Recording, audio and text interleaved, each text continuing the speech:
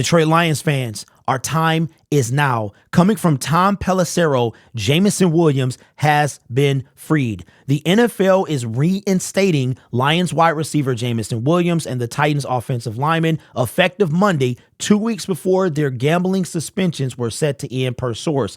This is part of the newly agreed to policies relating to gambling. This is fantastic. We talked about it. We griped about it. We complained all off season about it. And the NFL finally decided to do something. Now let's take a look at why this is happening. Let me go to my bookmarks real quick and let's take a look at why this is happening. We talked about it. See, yes, even the NFL makes mistakes. And here's why this is happening. Coming from Adam Schefter, this is before Jameson Williams, the announcement came. Betting on non-NFL sports from the workplace now will lead to this discipline. First violation, 2-game suspension without pay. That's what we said it should have been. The second violation, a 6-game suspension without pay. Third violation, suspension without pay for at least a year. And if you bet on your own team, an NFL game, an NFL player bets on his own team, he can be suspended for 2 years now, coming from the NFL. This is a change. We've been talking about it. The NFL listened.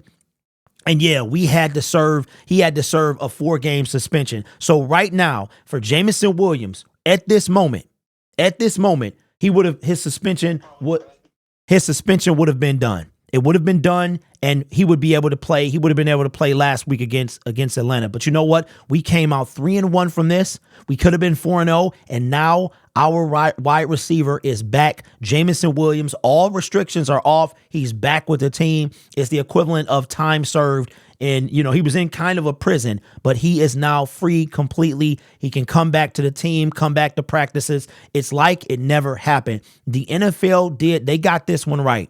They got this one right. It took our wide receiver to make this happen.